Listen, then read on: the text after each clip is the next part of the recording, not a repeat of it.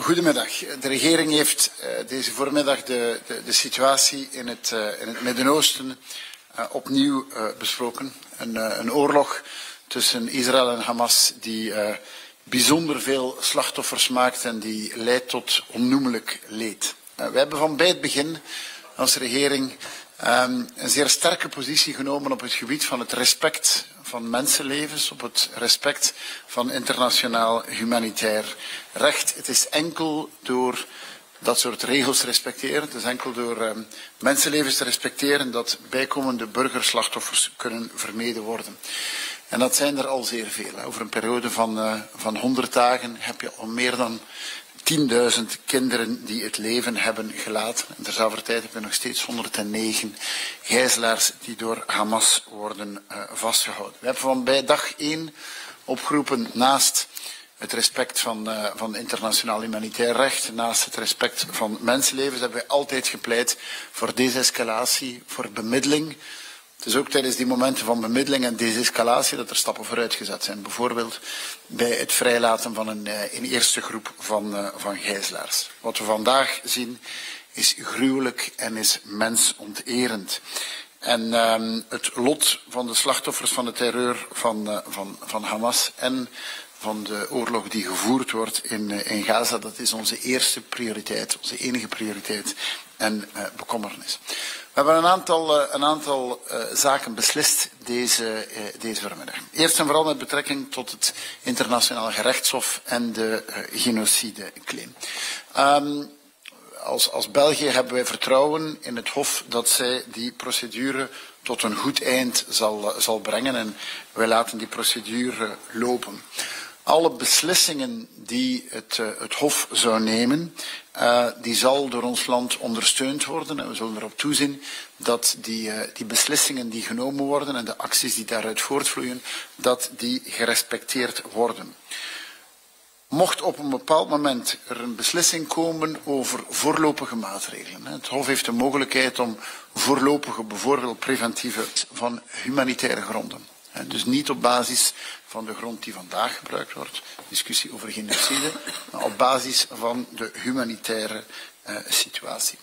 À côté de cela, dans le Conseil des Affaires étrangères, notre pays plaidera pour un cessez-le-feu immédiat de tous les partis, accès immédiat humanitaire et non conditionné, respect du droit international, libération immédiate et inconditionnée des otages et naturellement une trajectoire vers la solution à 2 États.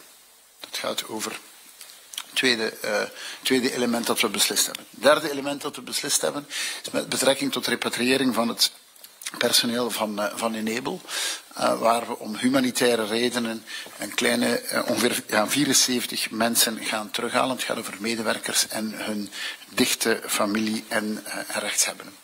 En dan het laatste element van beslissing. Zoals u weet is de maritieme veiligheid van schepen in de Rode Zee enorm bedreigd door aanvallen die daar plaatsvinden. Aanvallen die bemanningsleden die op die schepen werken bedreigen. Aanvallen die ook de trafiek van containers zeer moeilijk maken en waarvan je vandaag de gevolgen in Europa en ook in ons land begint te zien. België zal zich aansluiten bij de Europese defensieve missie die daarvoor op poten wordt gezet. We hebben daarvoor de principebeslissing genomen.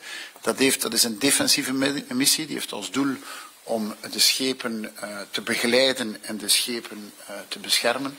Op korte termijn zal het daar gaan over 1 of meer liaison officers.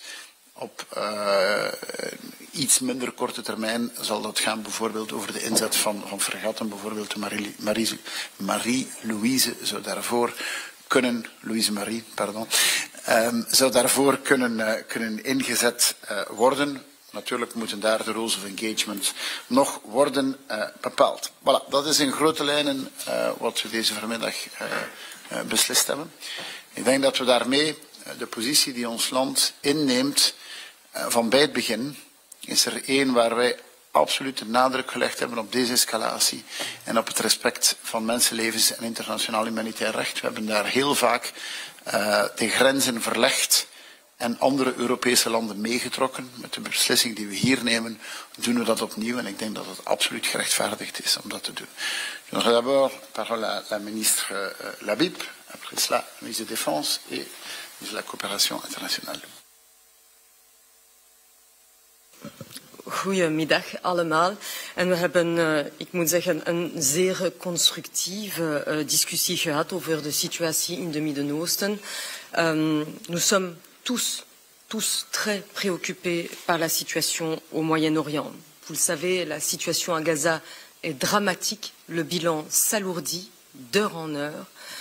On est pour l'instant à près de 25 000 victimes, des femmes, des enfants, des victimes innocentes, des Palestiniens, mais aussi des Israéliens qui sont toujours retenus en otage. Donc la violation, les violences, les destructions, les morts et les images qui nous parviennent sont insupportables et nous ne cessons de répéter que la violence doit absolument cesser.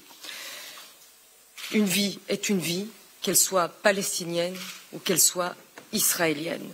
Le processus de paix, vous le savez sans doute, je l'ai répété à beaucoup d'entre vous, a été une priorité pour moi, le processus de paix au Moyen-Orient, avant même les attaques du 7 octobre, et ce le sera encore plus, évidemment, aujourd'hui, sous présidence européenne. Donc d'ailleurs, dès lundi, nous aurons un Conseil Affaires étrangères où nous mettrons à l'agenda le processus de paix, la situation au Moyen-Orient, en invitant d'ailleurs plusieurs pays de la région. La Belgique a été un des premiers pays à plaider en faveur d'un cessez-le-feu, à demander un accès immédiat à l'aide humanitaire et à la libération de tous les otages, et nous continuerons à plaider en ce sens. Alors, je rappelle la position de la Belgique qui n'a pas changé. 1. Nous demandons un cessez-le-feu immédiat par toutes les parties, un accès permanent et sans entrave pour l'aide humanitaire, la libération immédiate et sans condition des otages. Le droit international doit être respecté. Nous plaidons pour la reprise du processus de paix et des négociations politiques pour aller vers une solution à deux États qui est la seule solution possible pour arriver à une paix durable.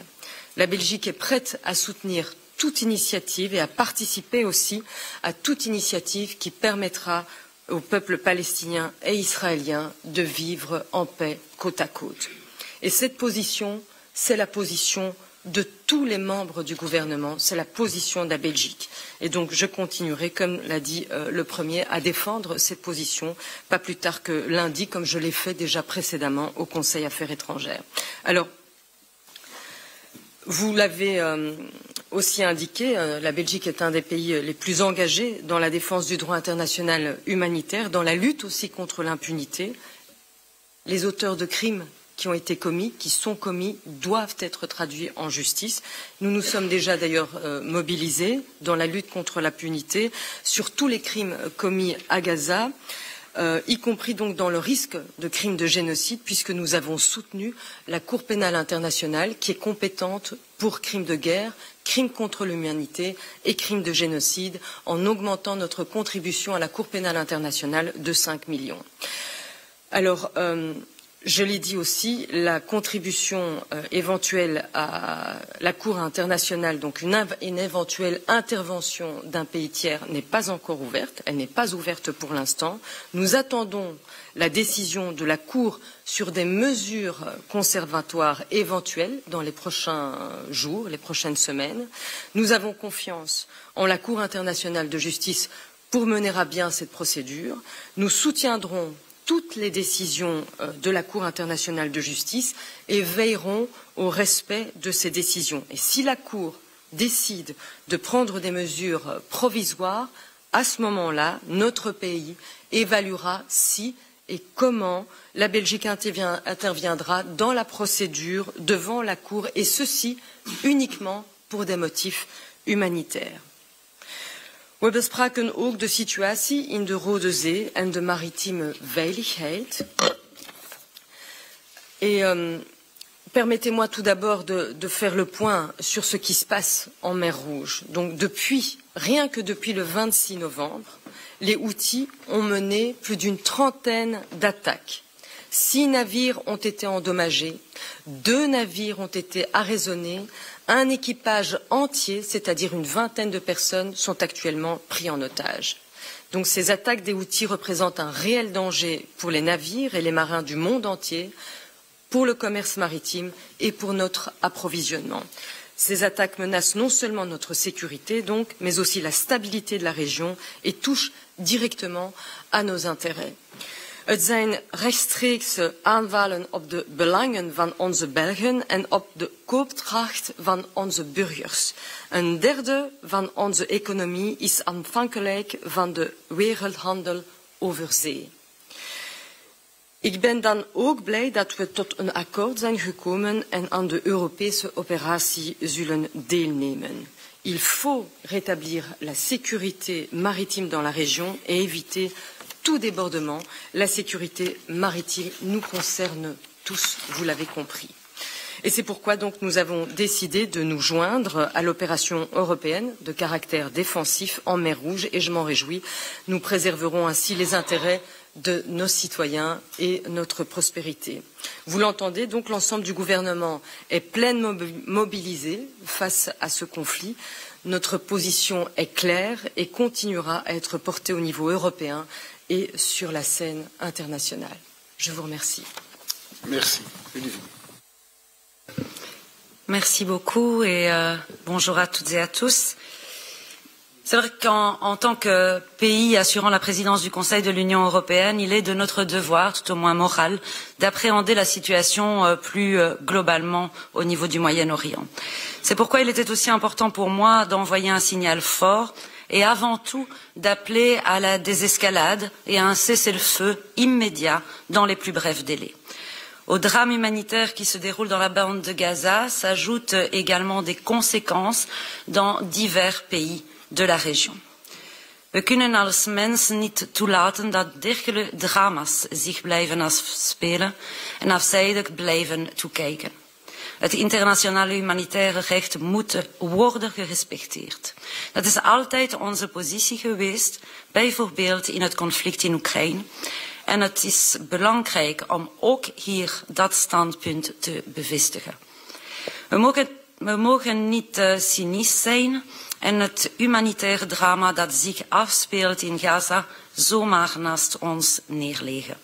Daarom roept ons land op tot onmiddellijk staakt het vuren en het beschermen van alle burgers. De gijzelaars moeten zo snel als mogelijk worden vrijgelaten en de bombardementen op burgers moeten stoppen. Daarnaast moeten er humanitaire corridors worden toegelaten in Gaza om de hulp mogelijk te maken die de burgers daar zo hard nodig hebben. Daarom steunen we ook het werk van het internationale Hof van Justitie in Den Haag en vragen ook wij bewarende maatregelen op te leggen.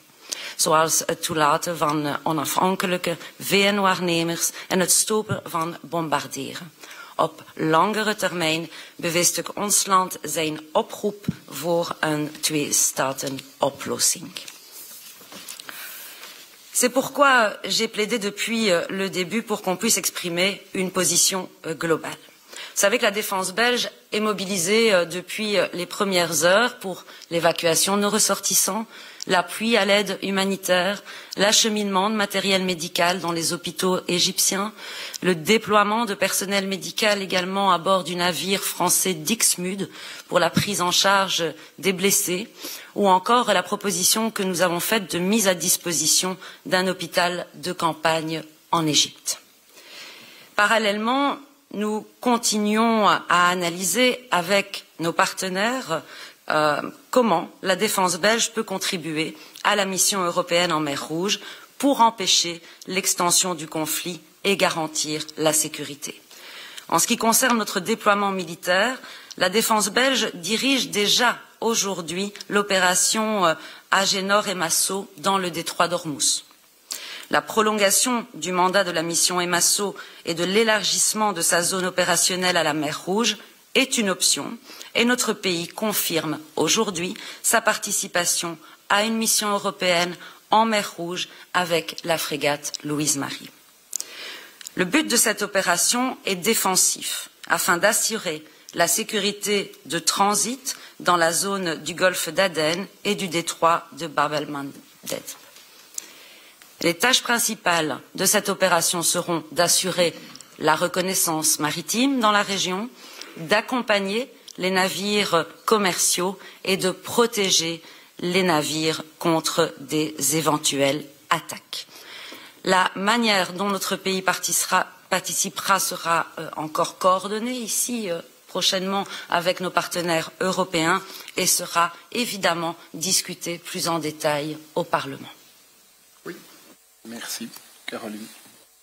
Dank u wel, premier, en dank ook voor de constructieve en productieve vergadering van de kern. Ik ben zelf heel tevreden over de stappen die we vandaag gezet hebben, omdat ze helemaal in lijn liggen met de houding die ons land vanaf dag 1 heeft aangenomen ten aanzien van dit vreselijke conflict.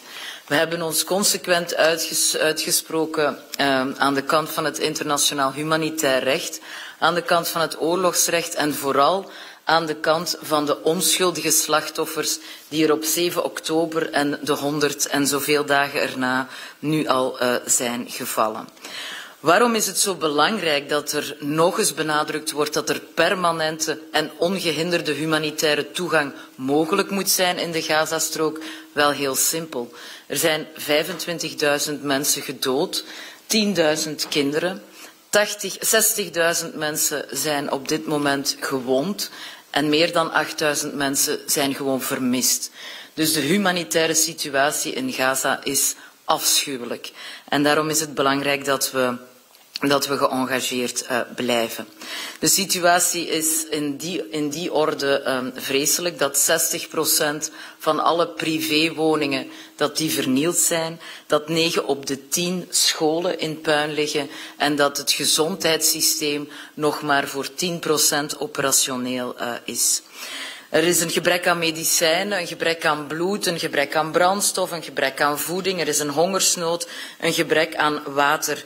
En daarom is het evident om nog meer humanitaire toegang toe te laten, nog meer humanitaire hulp bij de mensen ter plaatse te laten toekomen. Ik ben ook zeer blij dat we in deze uitzonderlijke humanitaire situatie het proces van repatriëring van de 19 medewerkers van ons Belgisch ontwikkelingsagentschap Enabel, dat we dit op de sporen zetten. Dit gaat over mensen die zich dag in, dag uit, en niet alleen sinds 7 oktober, maar ook jaren ervoor, hebben ingezet voor onze internationale solidariteit en de laatste 100 dagen in verschrikkelijke omstandigheden hebben geleefd. Ik zou mijn eindeloos respect en dankbaarheid willen uiten ten aanzien van die mensen. We gaan uiteraard de 19 medewerkers om wie het gaat repatriëren, maar ook de kerngezinsleden. Dat betekent de echtgenoten en de minderjarige kinderen. Misschien om een helderder beeld te krijgen op de samenstelling van de groep. Het gaat over 74 mensen, 43 minderjarigen. Het gaat over 2 zwangere vrouwen en van de 43 minderjarigen zijn er 37 kinderen jonger dan 12 jaar. Dus dit is een kwetsbare groep die nu op de evacuatielijst van België wordt geplaatst. Uiteraard volgt er veiligheidsscreening niet alleen door onze veiligheidsdiensten, maar ook door die van Israël en Egypte. Tot slot, en ik denk dat dat ook belangrijk is, en de premier heeft het ook aangestipt, wij blijven geëngageerd om op alle mogelijke wettelijke manieren het geweld te doen stoppen. Ik denk dat het belangrijk is dat we ook effectief in de rechtspraak die het internationaal hof zal doen, dat wij ons op basis van artikel 63 mogelijk zullen aansluiten als het Hof bewarende maatregelen uitspreekt. En we zullen dat doen alweer vanuit dat humanitair perspectief om mensenlevens te redden, om mensen in veiligheid te brengen, om het geweld te doen stoppen, maar ook om onvoorwaardelijk en onmiddellijk die gijzelaars die nog vastzitten, om die vrij te krijgen. Dank u wel. Voilà, dank u. Samenvattend, onze prioriteit is steeds geweest om ervoor te zorgen dat het geweld zou stoppen. Onze positie is dat er een onmiddellijk staakt het vuren moet komen van alle partijen. Dan moet het mogelijk maken om een ongehinderde humanitaire toegang te kunnen hebben. Moet het mogelijk maken om gijzelaars vrij te kunnen laten en ervoor zorgen dat men eindelijk in een dialoog kan komen naar een twee-statenoplossing. Daarnaast nemen wij onze verantwoordelijkheid op om ervoor te zorgen dat koopvaardijschepen beschermd kunnen worden.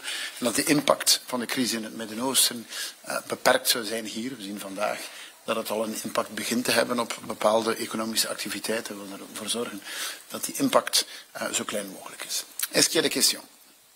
Bart, dan. De micro, oké.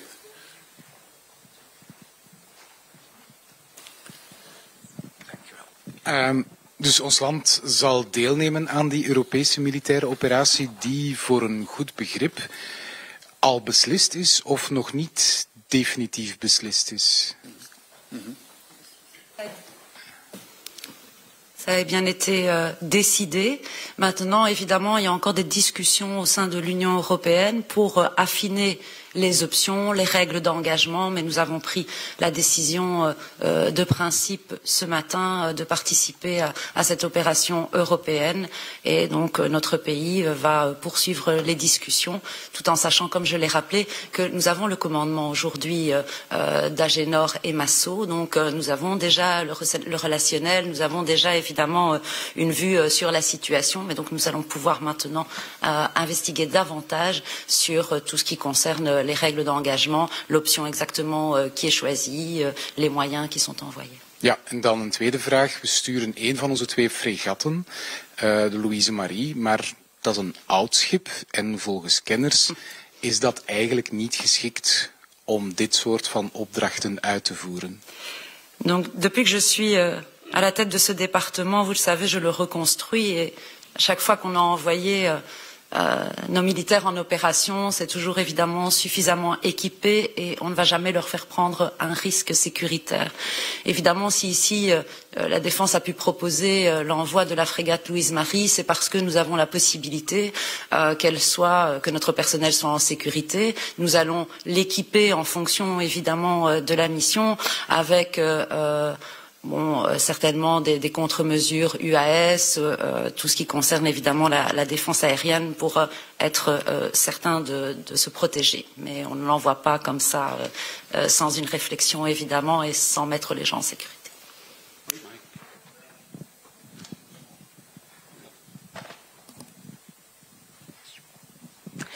Donc Pauline Hoffman du Soir. J'ai 2 questions à vous poser. La première, c'est que la guerre au Yémen dure depuis près de 10 ans. Est-ce que vous craignez pas que de vous engager dans cette opération militaire, c'est s'engager dans un début et on ne connaît pas la fin? Parce que c'est des choses qui peuvent arriver, on l'a déjà vu dans l'histoire. Et l'autre question que j'ai, c'est que vous avez beaucoup parlé de l'importance d'une désescalade. Est-ce que vous craignez pas que justement la participation militaire à une opération en mer Rouge soit perçue comme une escalade par les Houthis, mais aussi d'une manière plus générale par l'Iran? Il ne faut pas tourner les choses dans l'autre sens. C'est des bateaux qui traversent une trajectoire maritime internationale. C'est une atteinte à personne. C'est juste du trafic maritime. Ces bateaux sont maintenant attaqués par des rebelles. Il n'y a aucune justification pour le faire. La seule chose qu'on fait, c'est une mission défensive, juste pour éviter que nos bateaux se fassent couler ou que les gens qui travaillent sur ces bateaux soient tués. Je ne vois pas en quel sens ça nous engagerait dans ce qui se passe dans le pays du Yémen. Bien précisé, c'est la mission européenne dans laquelle on fera partie, pas la mission des États-Unis qu'elles font ensemble avec le Royaume-Uni et défendre des bateaux qui sont attaqués d'une manière complètement injuste, si on ne peut plus faire ça, j'aurais du mal à comprendre. Oui. Non. Oui, Juste aussi, et c'est pour cela qu'on a eu cette discussion beaucoup plus globale par rapport au conflit. On sait bien que la situation est préoccupante dans la région. J'ai souvent parlé, évidemment, on était préoccupés, on peut craindre à un moment donné une conflagration régionale avec ce qui se passe, et donc on suit les développements dans la région. Ici, on parle de cette opération militaire qui vise effectivement à sécuriser, opération défensive comme ça vient d'être dit, mais on voit aussi le conflit beaucoup plus largement, et c'était aussi un point important pour nous de pouvoir avoir cette discussion. Et donc aujourd'hui, ce qui vous a été ici expliqué, c'est différentes mesures pour prendre la situation globalement et pas uniquement non plus dans un seul axe. Oui, juste une petite question sur les discussions qui ont eu lieu au sein du gouvernement. Hier, on a pu entendre des députés de la majorité lier les deux dossiers d'une éventuelle participation à l'élection en mer Rouge à la situation à Gaza. Est-ce que c'est effectivement de cette manière-là que les choses ont été envisagées au sein du gouvernement? Est-ce que les deux dossiers devaient forcément être liés? Et si oui, en quoi sont-ils ou pas? Non, c'est des dossiers qui sont malheureusement d'actualité. Et la situation à Gaza, je pense que notre position, elle a été très claire depuis le début. Elle n'a pas changé. Malheureusement, la situation sur le terrain continue à se dégrader. Donc c'est, je pense, tout à fait logique en ce moment. Et aussi regarder quand il y a eu des progrès, le progrès, c'est parce qu'à un moment donné, il y a eu un cessez-le-feu, parce que les gens se sont parlé. Situation dans la mer Rouge, comme la ministre l'a dit, elle se dégrade aussi, et donc je pense que c'est logique qu'on soit partenaire de cette mission. Malheureusement, il y a dans la région plein de choses qui se passent et ça nous mène à prendre des décisions, juste comme la discussion sur le personnel de Enable est quelque chose qu'on a décidé maintenant, mais fait partie d'un processus qui a commencé il y a déjà quelques semaines. Dernière question, oui. Le 3 janvier, la Belgique signait une mise en garde diffusée par la mise en garde au Yémen, pour savoir si vous retirez cette signature, si vous sortez complètement de la coalition menée par les États-Unis. Non, pas du tout. Allez, on est préoccupé par la situation dans la région, mais si on doit faire le choix de où est-ce qu'on prend des actions, on le fait dans un contexte européen. Je pense que c'est logique de le faire et on le fait d'une manière défensive. Ok, merci. Oui. Est-ce que vous demandez que des mesures préventives soient prises ou est-ce que vous attendez, si elles sont prises, de voir comment... c'est pas à nous de demander. Hein. C'est la Cour, elle est indépendante, c'est pas à nous de le faire. Mais ce qu'on dit, c'est qu'on a confiance dans le fonctionnement de la Cour et dans les procédures qu'elle suit. S'il y a des décisions qui sont prises, c'est clair que ces décisions-là, on verra qu'elles soient respectées. S'il y a une décision intermédiaire, à ce moment-là, on pourrait regarder si on veut introduire, si on veut se joindre, mais uniquement sur base humanitaire et donc pas sur base du fond du dossier qui est cette question de génocide. Mais la Cour s'organisera elle-même, elle n'a pas besoin de nous pour le faire.